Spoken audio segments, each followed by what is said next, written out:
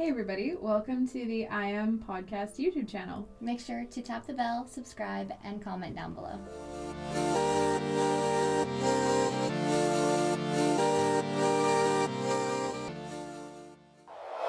Hey everybody, welcome to another episode of the I Am Podcast. I totally stole that from Jara. She's been doing it a lot lately. But I'm very excited to introduce a special guest for a few reasons, because Jara, this is our first time getting to meet Nurse Natasha, who is also joining the team with us at ANU. And this is the first time that we get to meet and probe Natasha a little bit, so we get to know her together today. Yeah, and we are very lucky because we will get to know Natasha before most of the team does, so Yeah, we we're can pretty ask her all the excited. juicy questions. Yeah, and then everyone can listen to this. Okay. Natasha, will you please introduce yourself? So my name's Natasha. I'm 25 years old. I actually grew up in the East Coast. So born in Cape Breton, Nova Scotia, and then my parents moved us to New Brunswick when I was 2. So very much a small town East Coast little girl. And 3 years ago, I moved with my fiance to Ontario, and I've been a nurse for I think it's coming up on 7 years, which I think is crazy because it's a wild time. I'm coming up on 7 years of nursing, and my background is I worked kind of everywheres and anywheres. I've worked in a hospital setting. I've worked in a fertility clinic in downtown Toronto, which is a bit of my fertility background, and I'm really excited to start this journey with you all. And yeah. Very cool. So how did you get into nursing? Was that like your dream since you were 4 years old, or was this something that kind of came to you later on? Actually, that's a very good question. I really didn't even know that was going to be something I was going to pursue because it was nothing I had thought of. I actually wanted to be a veterinarian growing up for the longest time, and a lot of people deferred me from that because it's a very long school hauling, and it's like, are you willing to not really know what you're getting yourself into at a young age and jumping into all this schooling and then not really knowing? So I ended up doing a co-op program through my high school at the time, and my mom was a LPN growing up and everything, and I watched her take care of people and really love her job. And so I started a co-op program through the local hospital where my high school was, and I fell in love with taking care of older people and really like just making a difference in the world because it can be very dark, gloomy, and if I could add a little bit of brightness or even just make it 1% better that day, I knew that could make a difference. So I really fell in love with helping people in any way I could. That's so beautiful. Oh, that is so sweet. That's actually really cool that your high school has that program, because that's not really something I don't think we could have. Stettler does. Does Stettler? Yeah. You'd have to get to like a bigger small town than our small town for something like that. Yeah. Stettler does the healthcare aid program, which is pretty cool. Oh, through high school. Yeah. And when you graduate high school, like they do it alongside, so when you graduate, you're also a healthcare aid.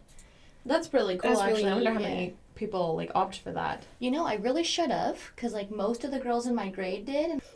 But now I'm like, I really should have done that. Like, Yeah, because it would have been the time easy. went by anyways. Why didn't I just do it? Because most of the girls in my grade did, and most of them don't even use it. But they did for the summers while they went to school and whatever. So Well, and it's just something you like. Once you have it. yeah. So are you an LPN, Natasha, or an RN? I'm an LPN. Nice. Cool. Very cool. So did you go to school in the East Coast or in Ontario? Yeah, so I went to school in the East Coast and then ended up working in a hospital right out of school. I started working on a palliative care floor in our hospital, and it really taught me a lot about compassion because it's not something that's talked about a whole heck of a lot. And there was a lot of like conversations that I had at I feel like such a young age because I was just turning 19 when I graduated, and these conversations that people bring up that you're like, I never even thought I would have this conversation with them about like their choices and their life experiences and like what it means to them at the end of their care and at the end of their life and like supporting a family. So it really like opened up my eyes to a different side of like just bedside nursing, just like caring surgically and medically and like urgent care, it really showed me what like quality and quantity of life looked like. And then I decided to dabble a little bit more, and I got my skills in float nursing, and yeah. Very So cool. Do you think that's something that you would ever go back to, is palliative care? it's very near and dear to my heart. I'm not sure if I would go back. Obviously That's a not great anytime soon question. because you're staying with us, but palliative is like something that's like really near to my heart as well, and like hospice care. I think like I'm not a nurse, but I have been in that situation a few times, and I volunteer with the Hospice Society here in our community, and it's just, yeah, you're right. It's not talked about enough, and it's so beautiful. Like people need that. Yeah, it really is. And like the small actions that you don't think twice about during the day, Yeah. they think a lot about. So like if, for example, like washing someone's hair, that's not something we think twice about, but for them it made such a world of a difference, Yeah. and it really made like an impact in their day and even their week, because they Yeah. felt so much fresher, so much cleaner. And it's like, wow. And my whole thing was, I tried to really make nursing personal in the sense of that could be my grandmother or my parent or my child eventually. Like that could be any part of my family that's sitting in that bed. So I want to make sure that those people are getting the best care that I can provide for them at that situation at that time. Right. Well, that's beautiful. So, what brought you to fertility? Like, how did that? Yeah, how all did come you stumble about? into that job? So my brother has a husband, and it really interests me because I knew that they would have to go through something like that, and I really wanted to educate myself on it. And I really wanted to get out of the hospital setting, if I'm being honest. COVID really impacted a lot of kind of what we went through in hospital. So when we moved, I actually had a job right when we moved. I started working downtown Toronto at Create Fertility. I'm sure you guys have worked with them.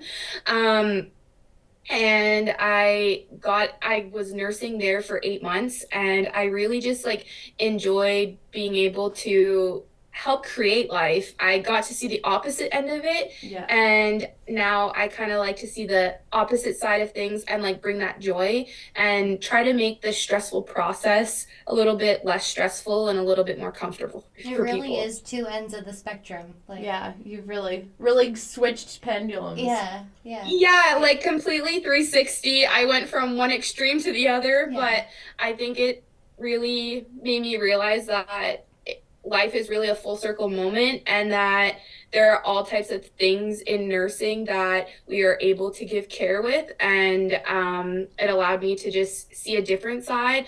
And it does have its challenges like everything else, but it's something that is beautiful and like really rewarding at the end of the day, because you're helping families create bigger families, and it's just beautiful. Yeah, it is. What would be like your favorite part of working at Create? Um, I really think it was talking to same-sex couples in different countries. I was a part of the bilingual team. So I was doing the French communication. So I got to chat with people from like France and Paris and like different parts of the world, and really educate them on like the whole process, because I find sometimes there's a lack of education with same-sex couples, that they don't know, because they don't have those They don't have body a parts, uterus. or they don't really understand the Yeah. cycle. Yeah. So it really made a difference, like educating those people and really walking them through the process and making sure that they were well informed. I really loved chatting with people and making sure that they understood everything they were going through. That's really, really beautiful. I love that. We actually, so sidebar, like a little bit about Jared and I, both of us actually have done a cycle at Create. Yeah. So Oh wow, It that's would've been- incredible. it would have been like before, both of us would have been before your time there, but Yeah. I did a cycle there in 2017. I did one in 2019 and then one in Like February of 2020. So super right early. before the world ended. Yeah. Right before our lives fell apart, Jared Yeah. was in Toronto. Yeah. Ask us a question. Like, this is, Okay. we don't actually get this a ton, but because of your new role and joining us and ask us something, and we can give you an answer. Put us in the hot seat for a second. I'd love to know more about your backgrounds, like what got you into fertility and a little bit about like your journey to now. Why don't you start? Well, Maria got me into this, truly, but I used to be a hairdresser. I still do cut hair for like friends and family and stuff, but I used to cut hair full time, and I was cutting a friend's hair who was a donor with Anu, and she was telling me that she was donating her eggs, and it had always been something I thought about, but how do you do that? You know what I mean? So we talked about it like over the course of like 3 haircuts, so like 4 months probably, maybe even 6 months, and I finally said to her like, okay, please give me the information, like I want to do this. And so she connected with me with Maria, and Maria was actually a stalker of mine. No, Kind of, I was. Yeah. Like, our small towns are so close that, like, I knew who she was, and I was always like, I need to be friends with this girl. Yeah. Like, she is just, I need to be friends with her. Yeah. And so, yeah, I kind of did. But you know what? It worked out for me, so I am living proof that, like, stalking sometimes pays off. So, don't give up. That is my advice. Don't give up. So anyways, Maria and I got together, and she helped me do my profile, and it took actually quite a while for me to get matched the first time, and I thought maybe I wasn't as cute as I thought I was, but yeah, I got matched, and then during that time, Maria and I like became friends, but I like wasn't quite sure about her. She's a bit odd. No, I'm just kidding. We became really fast friends, honestly. And then I got matched, and she helped me through the donation. And then during the time that I was in Toronto for my donation, she said to me, "Would you like to do this again?" And I was like, "No, I'm gonna be one and done. Thanks so much, though." And she's like, "Well, the intended parents that want to have you are in Toronto. Like, would you want to meet them?" And I was like, No, I don't want to meet them because then I'll love them, and no, I don't want to do that. So I didn't end up meeting them then, and then I don't know how long it was after that. It wasn't that long. No. It was like, so it was long enough that, you know, and this has happened to us a few times, you know, ladies are like, no, I'm one and done. Yeah. And then you do the process, and then it sits with you a little bit, and and the idea of helping and creating families doesn't leave you, and then they come knocking on your door again. Yeah. Well, not even that, though. Like, the second couple that I helped ended up coming to Canada to elope here, and so Maria said to me, they're here. Like, meet them. And I was like, okay, you're right, I'll do it. So I did. I decided that I would be their donor, and I got to meet them, and I toured them around my hometown, and it was really, really cool. And my mom met them, and we all went for supper, and we're fairly close. I mean, as close as you can be when they live in Australia. And so I donated them for them in February of 2020, and they went to transfer right away, and they had a baby by December of 2020. So, like, they were, that was a super, like, snappy. Yeah, and like all through COVID. And when they came, they had to stay in an Airbnb for like a month before so that they could quarantine, and it was crazy. But and then when Maria and I became very, very good friends, and then when she went on her mat leave, she needed someone to take over her cases for her. She only took 6 weeks off? Yeah, not even. Yeah, but she needed someone in that time, and so I said I would like to do it, and now she's stuck with me. Yeah, that's how Jara came to get here. Yeah. So then if you backdate that, Jara joined when I was pregnant in 2022. Yeah. And I took this job, it would have been in 2017 or 2018. I don't even know. So my background is psychology. And so I was actually working at a psych hospital before I took this job, and then actually I kind of had both jobs for a while, and then as the program got bigger and bigger and required more of me, I left my position, and then I was kind of in a ghost line, and then actually at that point on-call staffing didn't want me. I honestly, if I would have been able to stay in my ghost line, I probably actually would still be there a couple shifts a month because I loved it so much. But basically central staffing cracked down and said, no, like, we're not doing ghost lines, if you're not willing to be on call to everywhere, like, you're done. So that kind of abruptly ended that, but I really loved that job and the mental health aspect, and it was a lot of fun. And especially when I did have both jobs, it was great because I'd just look and see where they were short staffed and put my name down, and it worked great. But anyways, so I started in, I think it would have been early 2018, maybe late 2017. And when we started, there was 6 donors, including myself, in the program, and I think two of the other girls, so 3 of this, me and 2 of my friends, were half of the 6.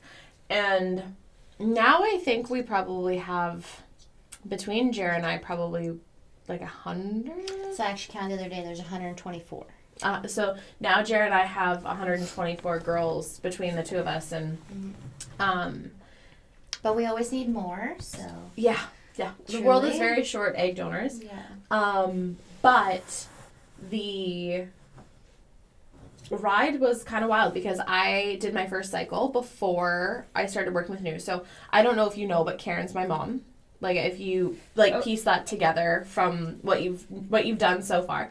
Karen's my mom, and she had started with a New she started in 2015. Yeah, she started in 2015. So I had known of the concept for a while. Prior to that, it was like really not something teenager Maria had ever thought about at all. Like, didn't even dawn on me that could be something I would do. And so I had been around it for a while. And then after I knew I was old enough, my mom said, if this is something you want to do, you could. And probably, honestly, I took another 6 months after that thinking and, putting a lot of thought into it and making sure that it was something that I was ready for, because I was very young. Like, I was 4 days. How'd that work? No, my first retrieval was August 13th, and my birthday was August 18th, and I turned 19 on that birthday. So I was like... At the time, you were allowed to donate at 18. Now you have to be 19. Yeah.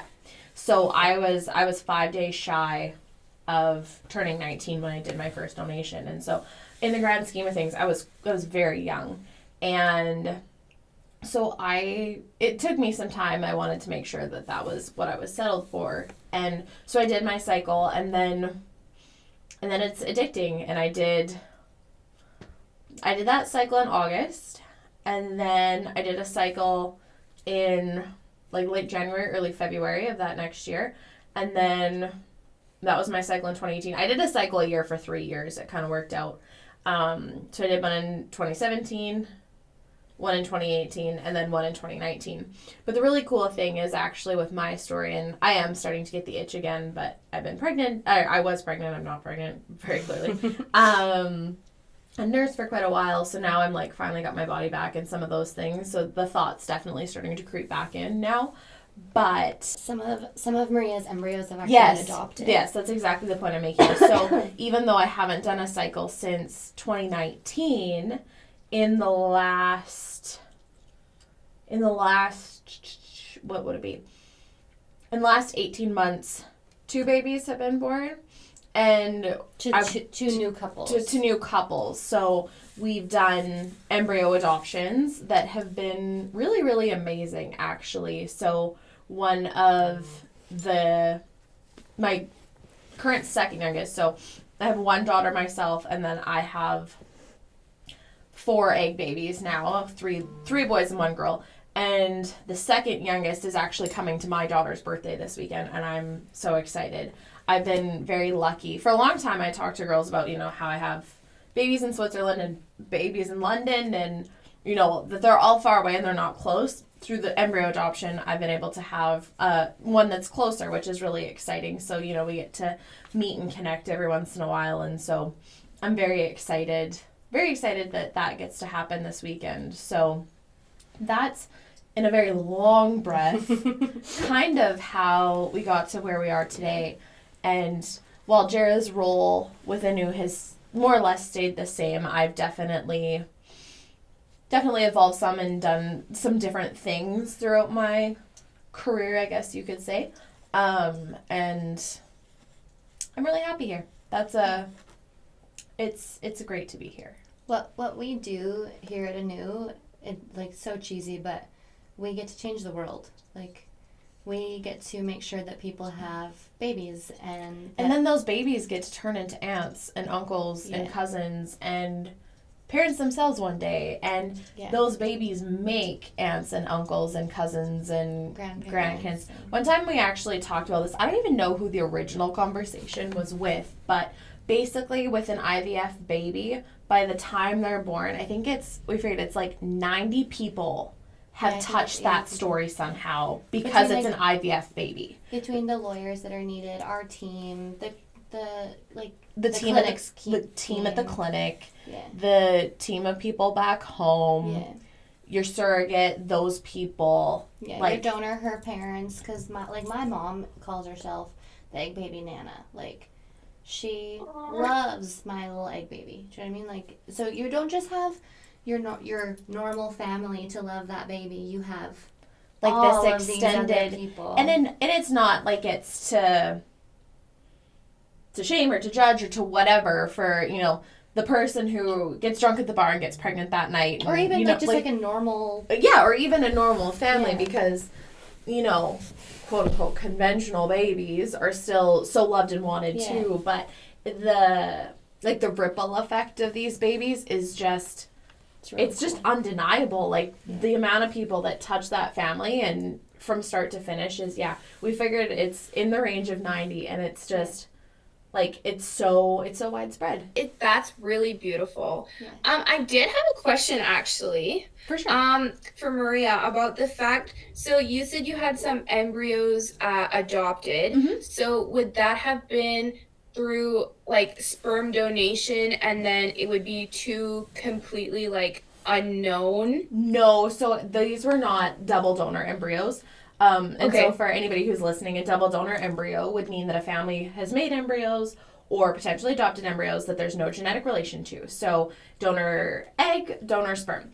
And in my case, this is the father's choices to donate these embryos, even though they are genetically theirs. They have chosen, that they were blessed through this process and that they'd like to bless another family through this process. So the laws in Canada are a little tricky. So actually, my egg baby born on the East Coast, was the first case that was done that was no genetic connection to the surrogate or the parents. Wow.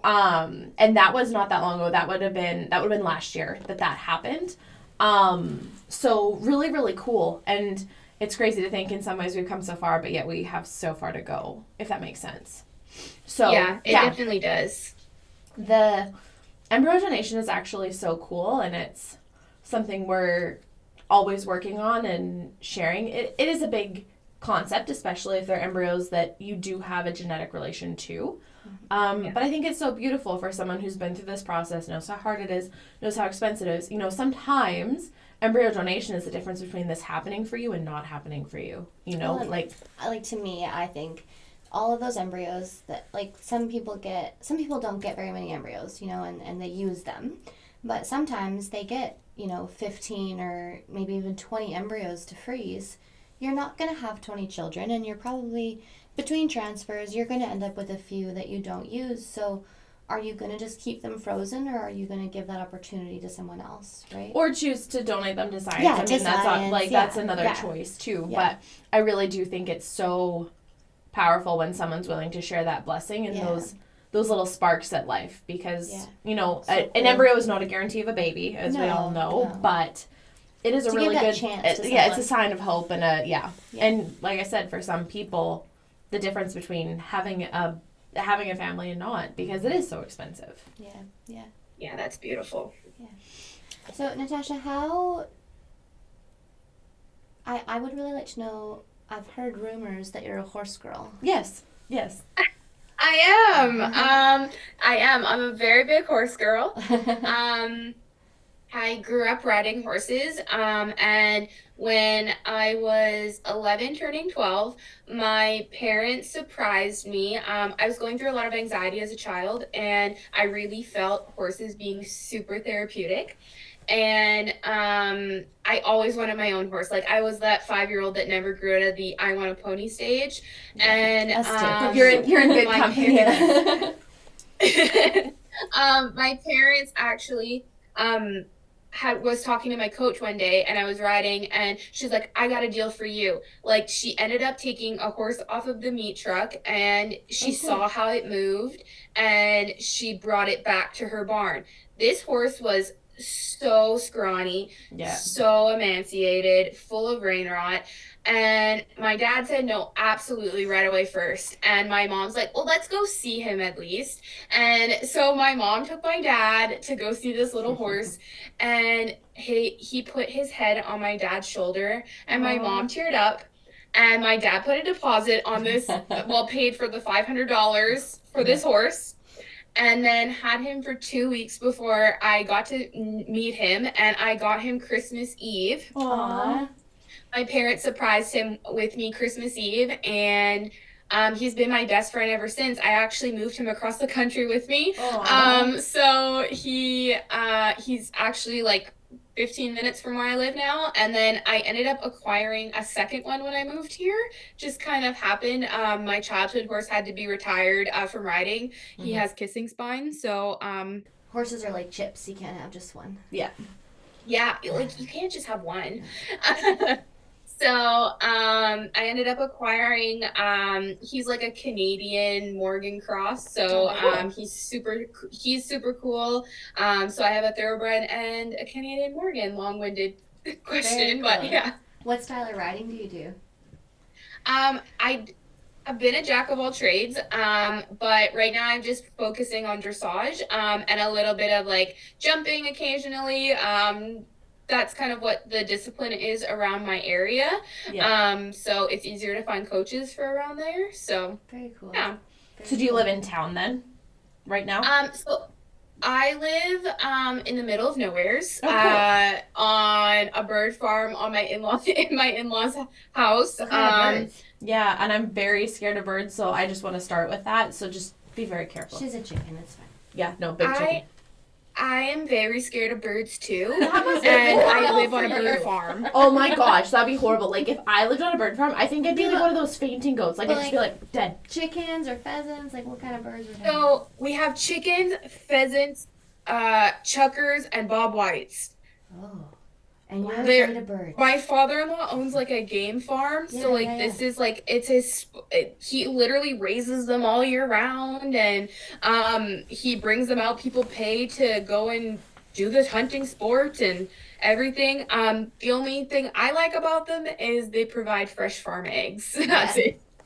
Oh my gosh. I actually, like, I got the chills when you said you live there, because I'm just picturing, like, as a person who is so petrified of birds, like, truly, I would be a fainting goat. Like, So They're like in the barn, yeah. they like so there's like one or two that occasionally are loose. yeah, And no go. one for me. day it Big really problem. freaked me out because like I was sitting in the basement and there's just a small window and my cat started freaking out at the window and I was like, okay, what's going on? The bird was pecking at the window and I was like, I can't. Like, I honestly think I'd go to a closet and cry and, like, call for help. Because, I'd have to be on medication if I lived there, I think. Like, that was, oh my gosh, no. Like, It's just a chicken. it could kill. They do kill. They don't kill anybody. Oh my gosh. So actually the other day, Karen was showing me pictures of your daughter leading the horse. Yes, and I we're was very like, lucky. oh my God, my heart. Oh, Yes, so no, sweet. it's like, it's honestly the best. It just fills my heart so much.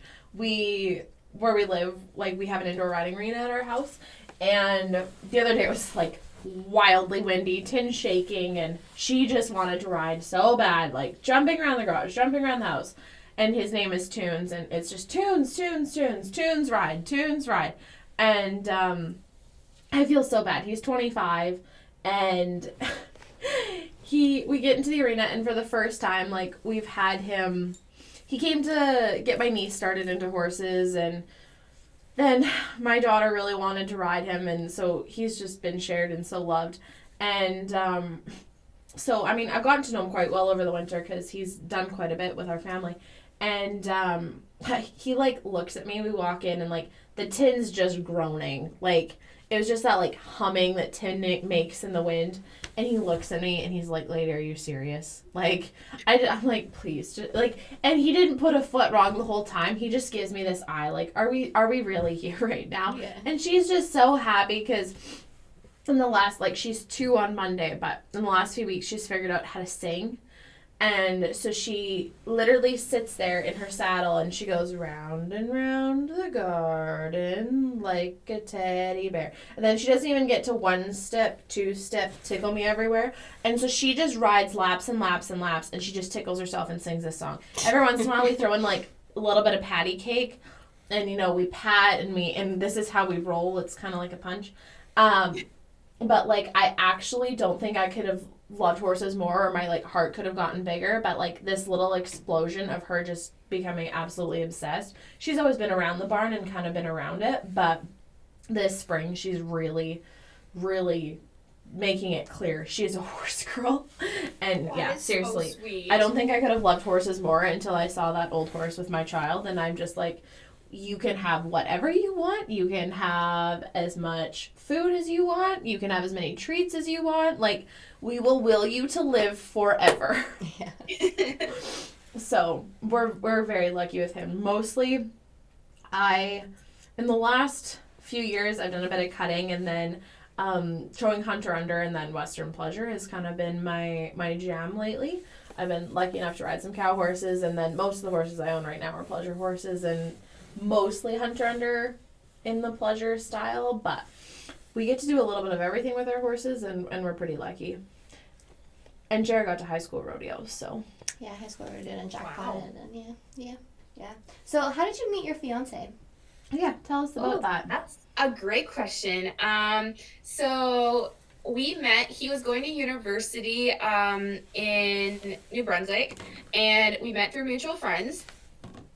And I really didn't think anything was gonna come out of it. We went on a date. I was like, okay, we'll go on a date. And like, do you know when you just feel so comfortable with someone the very first time you meet them, and you're like, wow, like I feel like I've known you forever. Yeah. And it ended up being the weekend of a major hurricane in New Brunswick. Oh. And I lived on my own. I had my own house and everything. And I was getting off of a shift from the hospital at the peak of a hurricane.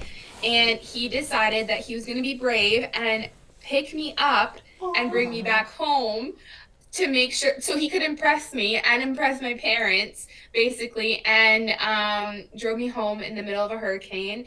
And we've been inseparable ever since. That's It'll be so 5 cute. years in September. I don't think Aw. a man in Alberta would know how to even handle that. No, Like, a hurricane? No. yeah, like a man in Alberta would not know what, like, no, that just wouldn't even be a thing. No. Like, they might kill a bear with their bare hands, but like, but Most of them probably not. Most But of a them- couple maybe. yeah. That's like, so how often did you, please tell me about a hurricane. Like, how often was, like, is that normal? Very much so. And I'm actually getting married in September, and I'm terrified that there's going to be a hurricane on the day of my wedding. Just lots of wind, lots of rain. Like the sea level also increases, so it's just very not pleasant. How close did you live to the water? Like, So my parents' yard is like very not far. It's like right across. And my house was I think 2 kilometers away. Oh, okay. So good distance away, but still like close enough. so like, has your parents' house ever had hurricane damage? Like, is that something that happens frequently? Flooding. And there was one year we did have to move our horses out because of like we had a flash flood. Other than flooding and maybe some like roofing damage, other than that, it's been very minimalistic. Oh, wow. That's very cool. That is, So you're getting married over there? Are you gonna like move home?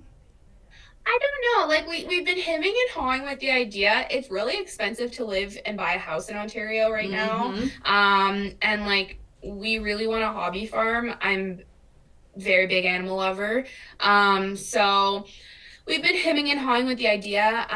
My fiance is working on finishing his commercial pilot's license. So like when it might depend on what he needs to do for his career that we might need to move, or we would buy a house and he would commute. So we're kind of like just weighing the options. Right. Really cool. So, Natasha, please tell us something that not many people know about you. Not many people know that I love doing photography. Oh. Did you take the photo that's behind you? I know this was just like a winner's find, but it's cute. my manifestation eventually to owning a Highland cow. I love that. That's awesome. Super cute. So one of the questions that Jared and I love to ask, and I mean, we say we don't judge you, but we do secretly judge you a little bit, is if you could have dinner with anyone living or dead, and you can pick a living person and a dead person, that's acceptable in these rules, who would it be? Then we'll tell you ours after, You guys too. have some really great questions. I think I would like to have dinner with Nick Vujicic. I don't know if you guys know him, but basically he is living. He is someone who like is a motivational speaker. Cool. He doesn't have arms and legs. He has I think he does have some.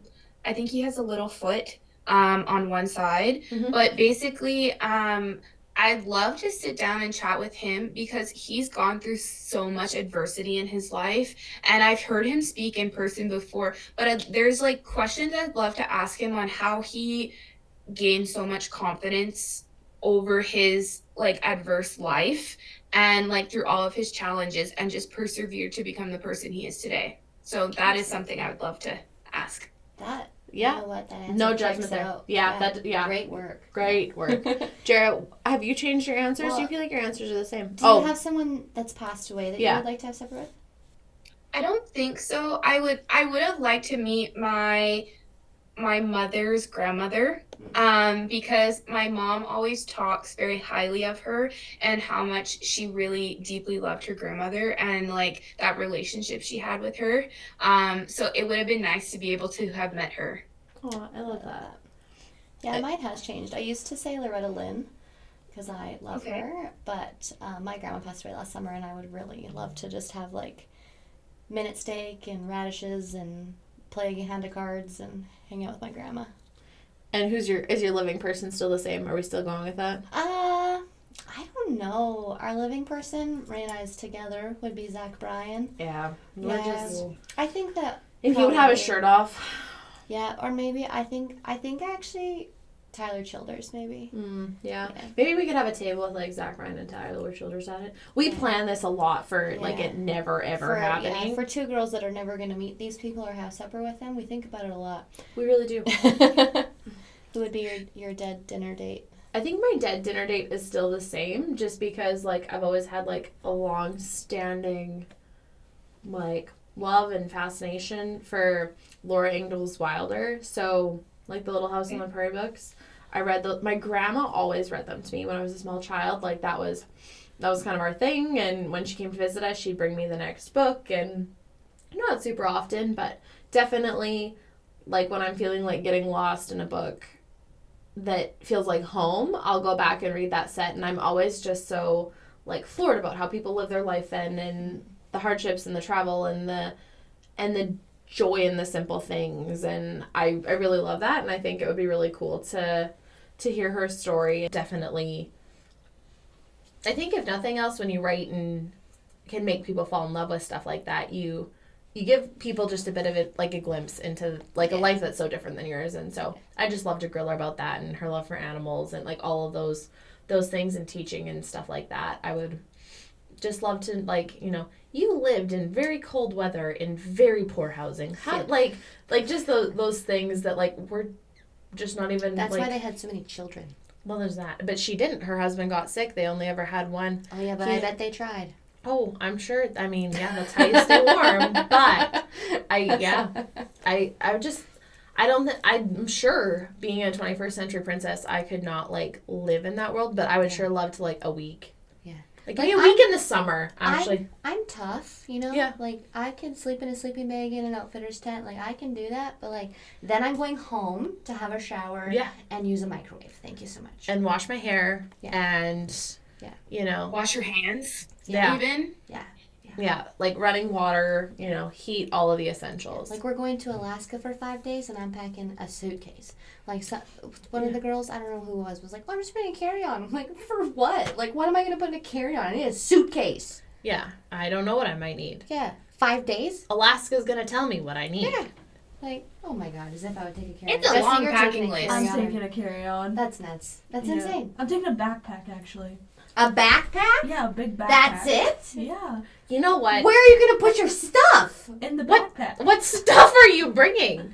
A computer, a couple outfits, and I'm gonna wear the only pair of shoes that I need. You're going to bring one pair of shoes? Honestly, That's this is it? like, okay, so Yeah, and backstory, I'm not- Jara has a room in her house for her clothes, and all her clothes don't actually fit in that room. So, like, Jara's just, she's like next level. Like, Jara has like I like to stuff. shop. And she loves to I- shop. She loves to go to I Valley don't think I Village. could do it in a carry-on either. So I don't know if you guys know, but I'm actually coming Yes. to Alaska. Yeah, Okay, we I heard found this that. out today, yes. Yes, like literally this happened yesterday. So blown, like I'm very mind blown. But I'm like carry on luggage. And I'm like, Luggage. oh my god.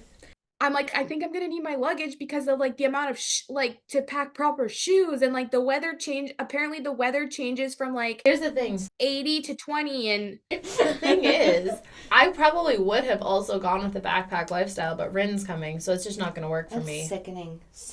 Here's the thing. Backpack. I learned something. I went to Hawaii when I was 15, and I packed so much stuff.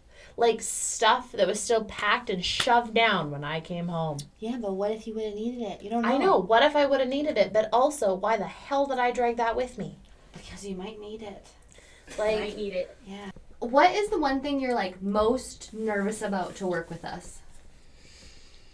It's hard. That's a hard question because this is not like anything I've experienced. Like Lorraine sat down to talk like tell me, she's like, I am very unconventional with how I run my business.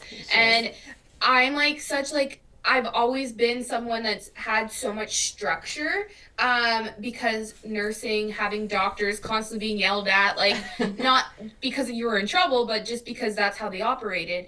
I'm not necessarily nervous. I feel actually a lot more comfortable because you guys have made it so welcoming. And it's been very like a warm welcoming. Everybody's been so nice. I just feel I'm actually really excited. We're very excited. Well, When yeah. Karen told us that you were coming on the cruise, I was like, oh, that poor girl. Like, we're yeah, like, we're we're going a to just lot. overwhelm her. We're a lot, but I think it'll be So okay. Lorraine called me on, she was driving yesterday with her She'll do mom, that and a she was lot. like, well, my mom's coming, and that's okay. And she's like, you're literally trusting yourself as strangers, but my mom's gonna be there. You know what? I can say the same thing. My mom's going to be there too, so it's fine. It's fine. Yeah. My mom's not coming, but it's okay. Okay, what's the thing that you're like most excited about to work with us? So I was told that I'll probably be working with in the surrogate team is what I was informed with. Yes. So I'm really excited to follow a journey from end to finish because I never got to see that side. So like after a positive beta, you don't know if a pregnancy happens until unless they reach out. So I'm really Right. excited to like see the end result and like to actually get the happy news that there was a baby. Very It cool. is really Yeah. cool. I think that's something we're so lucky that we get that point of view Yeah, we on, get it all. because, you know, a lawyer's touch and go in certain moments. You guys as the clinic are doing a lot of Yeah, the people pre-work. graduate from you though. But people graduate and leave you.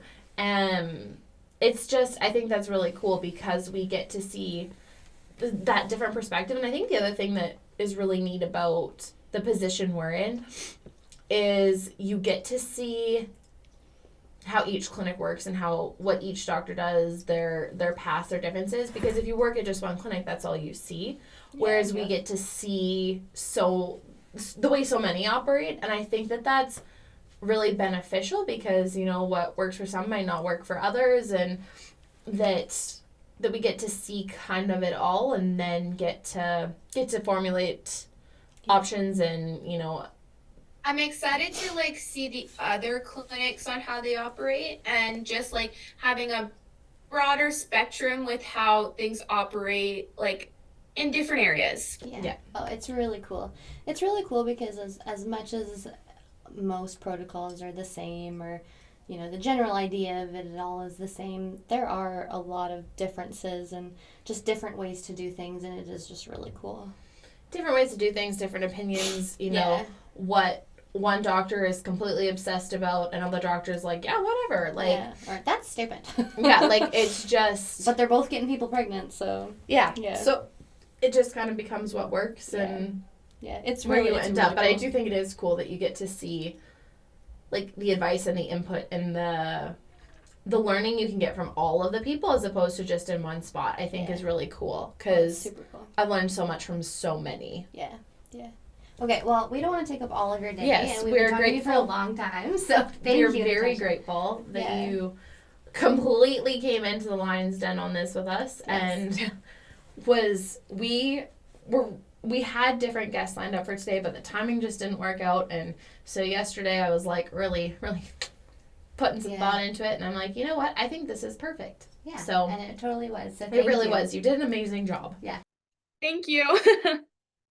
And thanks for having me and nice meeting you all. Well, everybody, thank you guys for making it to the end with Yes. us. We learned a lot about Natasha. I would like to think she learned a lot about us. Yeah. And We're very excited to see her in how many days? not very many. 11 days. Oh my god. I have I'm starting half. to stress. Okay. Love you. Yes. Bye. Thank you guys. Bye. See you in 2 weeks.